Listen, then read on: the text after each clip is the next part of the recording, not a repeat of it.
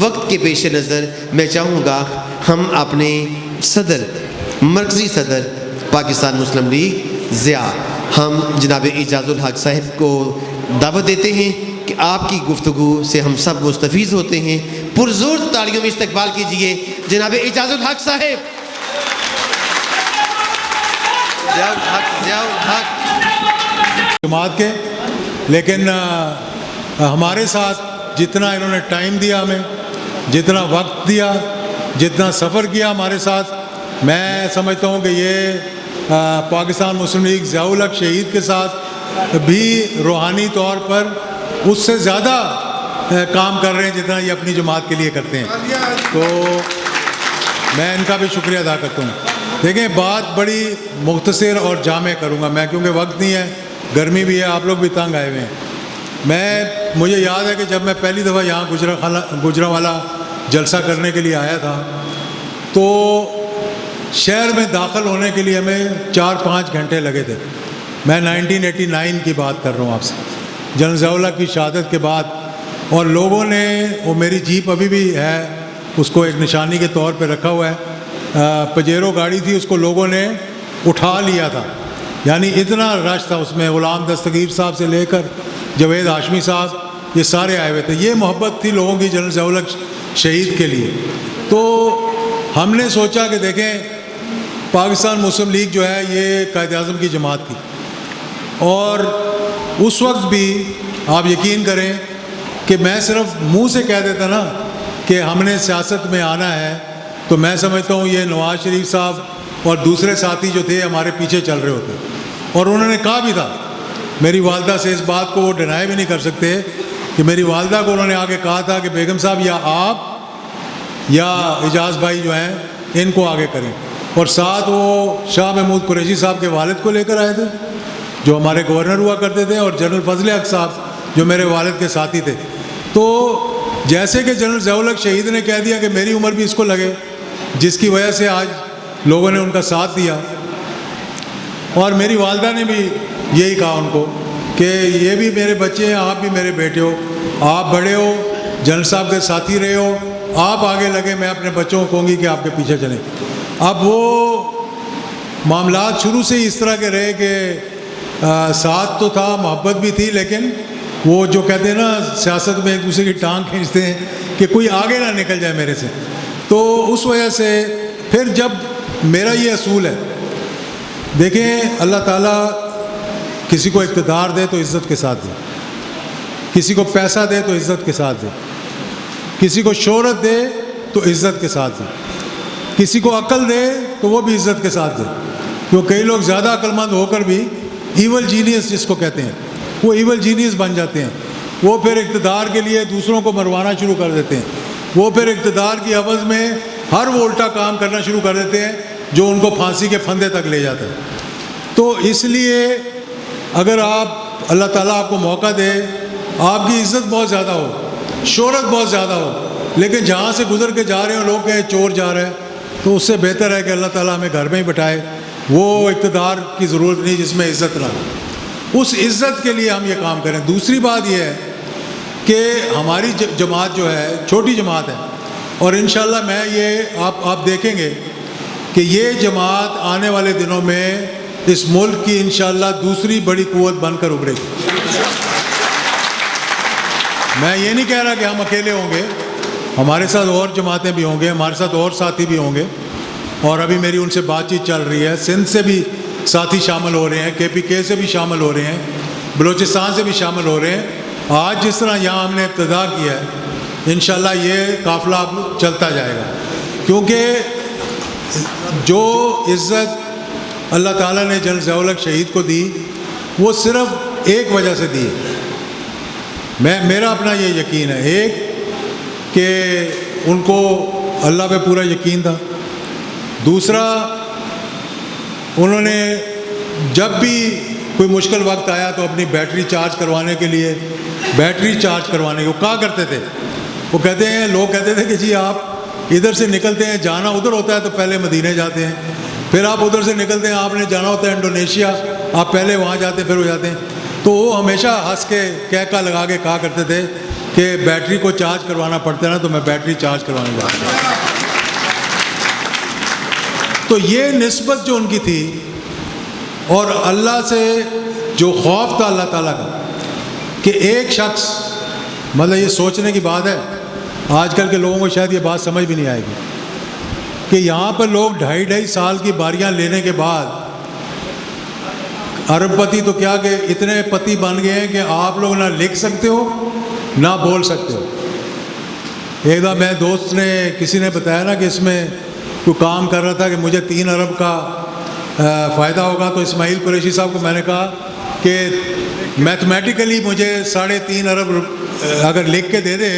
تو میں 1000 روپے انعام دوں گا۔ تو اس نے لکھ کے دیا 3، یعنی کہ تے یہ نون 3 اور آگے ارب لکھا اور مجھے دے دیا کہ لائیں جی 1000 روپے۔ تو ہمارے جیسے لوگ تو یہ سمجھتے بھی نہیں ہیں جتنا پیسے سے یہ کھیلتے ہیں، کہ 45 سال جنرل ضیاء الحق شہید نے اس ملک میں چیف آف آرمی اسٹاف رہے، اپنا پریزیڈنٹ رہے، اپنا چیف مارشل اور ایڈمنسٹریٹر رہے، 11 سال، یہ چھوٹا وقت نہیں تھا۔ ابھی تک پاکستان کی تاریخ میں اللہ تعالیٰ نے، انسان تو کسی کو کچھ نہیں دے سکتا، اتنا لمبا اقتدار نہیں دیا۔ اگر یہ اپنے اقتدار جوڑ کے بھی کر لیں نا 2 3 دفعہ کے، تو نہیں آ سکتا۔ لیکن آپ لوگوں کو بھی یقین نہیں آئے گا، جتنے لوگ یہاں بیٹھے ہوئے کہیں گے یار اس طرح اعجاز الحق جھوٹ بول رہے ہیں۔ جس وقت وہ شہید ہوئے تو ان کے بینک کا ٹوٹل بیلنس جو تھا وہ 2,45,000 روپے تھے۔ اتنے آج تک میں نے اپنی زندگی میں نہیں دیکھا کہ انہوں نے اپنی جیب میں کبھی کوئی پیسہ رکھا ہو۔ تو جس آدمی کی نیت ہو کہ میں نے صرف اپنے آپ کو فوکس رکھنا ہے، اور پھر تنہا، یعنی ایک شخص کا فیصلہ تھا وہ، میرے خیال میں انہوں نے استخارہ ضرور کیا ہوگا، کیونکہ جب بھی کوئی کام کرتے تھے مجھے پوچھتے تھے استخارہ کس طرح کرتے ہو یار، طریقہ بتاؤ، تو میں ڈفرینٹ طریقے بتاتا تھا۔ میں کہ جی اب اس طرح کر کے دیکھیں، اب اس طرح کر کے دیکھیں۔ تو وہ جب روس نے افغانستان میں آیا، دیکھیں تاریخ کس طرح اپنے آپ کو دہراتی ہے، کہ روس جب افغانستان میں آیا تو انہوں نے اکیلے نے فیصلہ کیا اور ساری دنیا نے مذاق اڑایا کہ ہم نہ صرف روس کو یہاں سے پیچھے دھکیلیں گے بلکہ دریائے آمو کے اس پار اسے پھینکیں گے۔ اور پھر دنیا نے دیکھ لیا کہ روس کے ٹکڑے ہو گئے۔ پھر دنیا نے دیکھ لیا کہ آج امریکہ کس طرح سے وہاں سے بھاگ رہا ہے۔ اب مزے کی بات آپ کو سناتا ہوں۔ پچھلے دنوں میرے چچا اللہ کو پیارے ہو گئے، ماشاءاللہ 84 سال ان کی عمر تھی۔ تو قاری صاحب یہاں موجود ہیں، یہ تھے، عبداللہ خان صاحب تھے، اسماعیل قریشی صاحب تھے، میں تھا۔ طالبان کا ایک بڑا سینئر وفد آیا مجھے ملنے کے لیے، اور میرا خیال ہے ہماری کوئی 5 گھنٹے ان سے ملاقات ہوئی تقریباً۔ دل کھول کے انہوں نے ہمارے سامنے رکھ دیا، وہ باتیں بتا دیں جو نہ پاکستان میں کسی کو پتہ تھی، نہ شاید باہر کسی کو پتہ تھی، اور وہ باتیں ہم نے جہاں پہنچانی تھی وہاں پہنچائیں، اور اس کے بعد ساری باتیں سچ نکلی۔ تو میرے چند ایک دوست تھے جو کہ بڑے سینئر اس وقت ملک کے اندر ہیں، اور انہوں نے ایک مجھ سے سوال کیا بڑا عجیب و غریب۔ انہوں نے کہا یار اعجاز الحق صاحب 33 سال پہلے جہاد افغانستان ختم ہو گیا، وہ جو مجاہدین تھے وہ ختم ہو گئے، یہ جو چھوٹے چھوٹے بچے اب طالبان ماشاءاللہ آئے ہیں، کسی کی 40 سال عمر ہے، کسی کی 45 ہے، یہ اس وقت 5 6 سال 10 سال کے تھے۔ اب یہ آ کر آپ کو مل کر وہ باتیں بتا کر گئے ہیں جو نہ یہ ہمارے بڑوں کو بتاتے ہیں، نہ ہماری ایجنسیوں کو بتاتے ہیں، کسی کو بھی نہیں بتاتے یہ باتیں۔ تو یہ کس طرح سے جنرل ضیاء الحق شہید کی محبت ان کے دلوں میں ہے؟ میں نے کہا یہ جو محبت ان کے دلوں میں ہے، یہ میرے خیال میں ان کی آنے والی 4 5 6 نسلیں بھی نہیں بھولیں گی، کیونکہ وہ نسلی لوگ ہیں۔ وہ اس لیے کہ وہ جانتے ہیں کہ جو ہمارا محسن ہے وہ ہمارا محسن ہے، ہماری طرح نہیں کہ اپنے محسن کی ٹانگیں پہلے کھینچو اور پھر کچھ اور کرو۔ آج الحمدللہ میں یہ جو ہمارا جو مشن ہے نا کہ اندھیرے سے روشنی کی طرف، ہمارا یہ ہمارا موٹو ہے کہ من الظلمات الی النور۔ یہ ضیاء الحق شہید فاؤنڈیشن کا بھی یہ موٹو تھا جب ہم نے شروع کیا تھا، کہ اور ہم نے یہ کہا ہے کہ یہ آپ تبدیلی کی سرکار، فلانی سرکار، سرکار باتیں کرتے ہیں، لوگ نئی نئی چیزیں تھے. ہم نے کہا کہ ہمیں نے روشن پاکستان چاہیے، ہم روشن پاکستان کے لیے جدوجہد کریں گے. کیسا روشن پاکستان؟ جس میں سے دین کی شمع جو ہے وہ اٹھے اور اس شمع کی روشنی جو ہے پوری دنیا کے اندر پھیل جائے. یہ ہے ہمارا مشن. اب اس میں ہم اگر اللہ کرے گا، اگر ہماری نیت صاف ہے، ہمارے پاس شاید وہ وسائل بھی نہ ہو، لیکن اللہ تعالیٰ جب دینے پہ آتا ہے تو پوچھتا تھوڑی ہے کہ کس کو کتنا دینا ہے اور کیسے دینا ہے. تو انشاءاللہ لوگ بہت رجوع کر رہے ہیں وہاں، کیونکہ لوگوں نے دیکھ لیا کہ کوئی اپنا ملک کو لوٹ کے ملک سے باہر چلا گیا، کوئی جو ہے وہ یہاں بیٹھا ہوا ہے، بیمار ہے بیچارے سے چلا بھی نہیں جا رہا، تو نہ صحت ہے نہ کچھ ہے، لیکن پیسے جمع کرنے کا حوث جو ہے وہ ابھی تک ختم نہیں ہوا. چھوٹے چھوٹے بچے جو ہیں اب سیاست میں آ گئے ہیں، ان لوگوں کے جنہوں نے اس ملک کو لوٹا، آج وہ دیکھ لو اپنی سی وی لے کے امریکہ جاتے ہیں کہ حضور ہمیں بتاؤ ملک کے خلاف کیا کرنا ہے، جو ہم کر سکتے ہیں کوئی اور نہیں کر سکتے. یہ تو ہماری قیادت ہے یہاں پر. تو اس لیے میرا خیال ہے لوگوں کو بھی اب سمجھ آ جائے گی کہ کیا ہو رہا ہے اور کیا کرنا ہے. تو میں یہ کہوں گا کہ اس سے پہلے کہ حالات جو ہیں وہ جس طرح جا رہے ہیں، مہنگائی، بے روزگاری، لاقانونیت، ادھر بجٹ آتا ہے ادھر پٹرول مہنگا ہو جاتا ہے، غریب جو ہے وہ اس کے کندھوں پہ اتنا بوجھ ڈال دیا ہے کہ پہلے تو وہ اٹھا کے چلتا تھا، اب وہ گھٹنوں کے بل چلنا شروع ہوا ہے اور آگے چل کر پتہ نہیں کیا حالات پیدا ہو جائیں گے. لوگ خودکشیاں کر رہے ہیں. تو مدینہ کی ریاست کی بات کرنے والے عمران خان صاحب سے میں نے بار بار یہ کہا ہے کہ آپ نے بھی انہی لوگوں کو اپنے ارد گرد اکٹھا کر لیا ہے جو کہ پتہ نہیں کون سے پیراشوٹوں سے اترے ہوئے ہیں، نہ وہ الیکشن لڑ کے آتے ہیں نہ کچھ، بس یہاں آتے ہیں، کوئی رنگ روڈ سکینڈل میں پھنسا ہوا ہے، کوئی فلانے سکینڈل میں پھنسا ہوا ہے. آپ مدینہ کی ریاست کی بات کرتے ہیں، آپ کم از کم پہلے اپنے پیٹ پر ایک پتھر باندھیں اور پھر قوم کو کہیں کہ اپنے پیٹ پہ پتھر باندھیں. میں یقین سے کہتا ہوں کہ اگر لیڈرشپ ہماری اس قسم کی آ جائے جس کی نیت صاف ہو، جو اپنے پیٹ پر پتھر پہلے باندھے اور غریب کے پیٹ پر بعد میں باندھے، میں یہ آپ کو بتاؤں کہ جتنا اللہ تعالیٰ نے ہمیں یہ ملک کو بنا ہی 27ویں رمضان کو کہ پاکستان کا مطلب کیا، لا الہ الا اللہ محمد رسول اللہ، دوسری تو بات ہی کوئی نہیں ہے. ہم نے اس لا الہ الا اللہ محمد رسول اللہ کو چھوڑ کر ہر چیز کو پکڑنے کی کوشش کی ہے، اسی لیے ہم در بدر بھٹک رہے ہیں. تو آپ لوگ انشاءاللہ جو ہمارے ساتھ شامل ہوئے ہیں اپنے دوستوں کے ساتھ شامل کریں. انشاءاللہ اگر ہماری نیت صاف ہے اللہ تعالیٰ ہماری مدد کرے گا، اور آپ دیکھیں گے کہ چند دنوں کے بعد آپ کو یہ نظر آنا شروع ہو جائے گا کہ کون کون لوگ کیسے کیسے سیاستدان ہمارے ساتھ شامل ہو رہے ہیں. تو میں ایک مرتبہ پھر علامہ صاحب کا، ڈاکٹر صاحب کا، اپنی بہنوں کا، تمام دوستوں کا، کسی کا اگر میں نام لینا بھول گیا ہوں تو مجھے معاف کریں،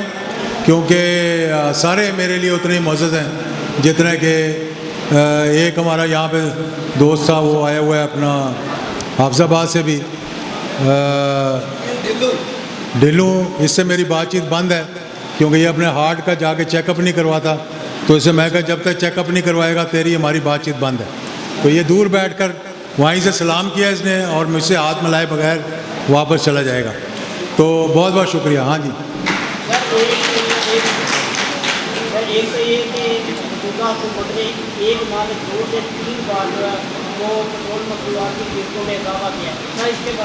میں یہ اس لیے کہا تھا جس وقت یہ بجٹ آ رہا تھا نا، اس وقت میں نے اخبار کے اندر اپنے آرٹیکل میں کہا تھا کہ اب منی بجٹ آئیں گے اور ان کے پاس اور کوئی طریقہ ہی نہیں ہے سوائے اس کے کہ ان چیزوں کی قیمتیں بڑھائیں جس سے عوام کی جیب میں ان کے ہاتھ چلے جائیں گے. اب یہ کبھی ڈاکٹر صاحب کی جیب میں، کبھی میری جیب میں، کبھی مولانا صاحب کی جیب میں، کبھی کسی اور کی جیب میں ہاتھ ڈالتے ہیں اور پیسے نکالتے ہیں اور پھر معاملات چل رہے ہیں. کشمیر کے الیکشن میں میں خود گیا تھا باغ، جلسہ کر کے آئے ہوں. انشاءاللہ دوبارہ ہم 23 تاریخ کو جا رہے ہیں جلسہ کرنے کے لیے. لیکن میں نے پاکستان کے سیاستدانوں کو، آپ سب کے لیے بھی میں بتانا چاہتا ہوں کہ جو کچھ آپ نے وہاں سنا کھڑے ہو گئے، کشمیر کوئی ایسی جگہ نہیں. میں یہ کہتا ہوں کہ ہمیں 2-3 چیزوں پہ نا، اپنے نظریے پہ، اپنے نیوکلیئر پروگرام پہ اور کشمیر پر ہمارا ایک موقف ہونا چاہیے، چاہے ہمارا کسی پارٹی سے بھی تعلق ہو. اور یہاں پر کیا ہو رہا ہے کہ ایک پارٹی کی سربراہ جا کر وہاں فوج کو گالیاں دینی شروع کر دیتی، دوسری پارٹی کا وہاں 2 تقریریں کر کے امریکہ چلا گیا کہ شاید میری نوکری لگ جائے وہاں سے، تیسرے جو ہیں ماشاءاللہ حکومت میں ہوتے ہوئے لگتا ہے کہ اپوزیشن کر رہے ہیں، مطلب لگتا ہی نہیں ہے حکومتی پارٹی ہے، کیونکہ گالی گلوچ سے نیچے وہ بات ہی نہیں کرتے۔ بھائی آپ کشمیر میں جب کھڑے ہو کے بات کرتے ہیں کہ کشمیر بنے گا پاکستان، تو آپ اکراس دی بارڈر ایک پیغام دے رہے ہیں، اکراس دی بارڈر ایک پیغام دے رہے ہیں، وہ پھر لڑ رہے ہیں کہ ہمیں غدار کیوں کہا، ادھر ہم ادھر تم کا، ہم نے نعرہ نہیں لگایا، ہم نے سکھوں کی فہرستیں نہیں دیں، ہم تو کشمیر کاز کے ساتھ ہیں، یعنی یہ باتیں کرتے ہیں وہاں جا کر، اپنی کہتے ہیں اس کو گندی لانڈری کہ should be washed at home, یہ کہتے ہیں انگریزی کا محاورہ ہے کہ you should wash your dirty linen at home, کہ باہر جا کے نہ دھو اپنی گندی لانڈری کو یعنی کپڑوں کو، تو یہ سارے کے سارے کشمیر میں جا کے اپنے گندے کپڑے دھو کے نچوڑ کے سارا گند وہاں پھینکنا چاہتے ہیں۔ اب جو بھی پارٹی جیتے گی ماشاءاللہ ہمیشہ حکومتی پارٹی جیتتی ہے، اس دفعہ آپ دیکھیں گے کہ جلسے بڑے بڑے اس لیے ہوتے ہیں کہ ایک جگہ پہ وہاں جلسہ ہوتا ہے ایک کانسٹیچوئنسی میں، تو 40 کانسٹیچوئنسی سے لوگوں کو پیسے دے کے بلاتے ہیں تاکہ جلسہ بڑا ہو جائے۔ کل کو دیکھ لینا وہاں پر، میں آج پریڈکشن بتا رہا ہوں، میں تو صرف 5-6 گھنٹے وہاں رہ کر آیا ہوں، یہ بیٹھے ہیں کہ پی ایم ایل این کو میرے خیال میں اگر چند ایک سیٹیں بھی مل گئیں تو بڑی بات ہوگی، پیپلز پارٹی کو پھر بھی ان سے زیادہ سیٹیں مل جائیں گی، ان کے کینڈیڈیٹ ذرا سے اچھے ہیں، پھر یہ کھڑے ہو کر کہیں کہ دھاندلی ہو گئی، دھاندلی ہو گئی، پھر یہ چیف آف آرمی اسٹاف کا نام لے کر بولنا شروع کر دیں گے، اور غصہ اپنا جو ہے، اور پھر نئی بات جو سنائی ہے، دیکھیں میں یہ بات بڑے غور سے سننے والی بات، آخری بات بتا رہا ہوں، سوال ختم اب، میں یہ پوچھتا ہوں مولانا صاحب آپ بتائیں مجھے، یا آپ بتائیں، اب آپ ایک گھر کے سربراہ ہیں کہ نہیں ہیں؟ اگر میں آپ کو کھڑا ہو کے آپ کو گالی دوں اور میں کہوں جناب میں اس گھر والوں کو تو کچھ نہیں کہہ رہا، میں تو ان کو گالی دے رہا ہوں، تو کیا آپ کے گھر والے برداشت کریں گے؟ سب کو دے دیں، ٹھیک ہے کہ نہیں؟ وہ یہی کہیں گے کہ ہم سب کو گالی، یہی فوج کا ادارہ ہے، یہ ایک گھر کی طرح ہے۔ آپ کہتے ہیں کہ ہم نے تو ادارے کو کچھ نہیں کہا، لیکن ادارے کا سربراہ جو ہے ہم اس کو کہہ رہے ہیں، اور ادارہ جو ہے وہ ہمارا یہ بیانیہ کے ساتھ کہ وہ کیا کہتے ہیں مجھے کیوں نکالا۔ تو بات یہ ہے کہ آپ کم سے کم مقبوضہ کشمیر کے اندر کھڑے ہو، اپنا آزاد کشمیر میں کھڑے ہو کر اپنی فوج کو تو متنازع نہ بناؤ۔ اگر تھوڑی سی بھی آپ میں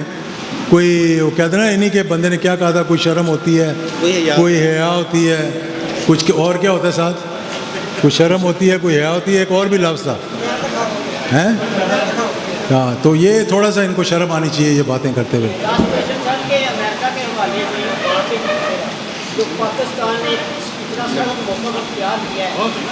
اس کے مستقبل میں کیا اثرات ہیں؟ میرا نہیں خیال کہ پاکستان نے کوئی سخت موقف اختیار کیا ہے، اور میری آج بات سن لو سارے غور سے، اگلے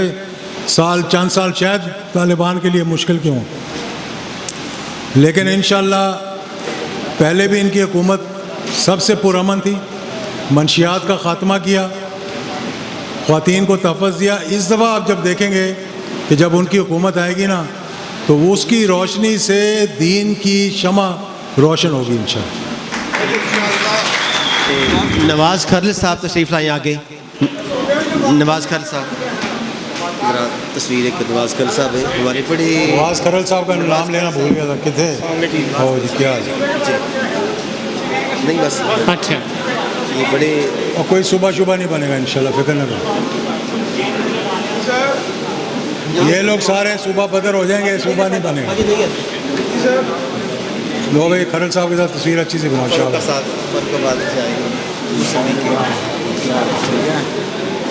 کیا نام ہے؟ حافظ مسعود آیا، اچھا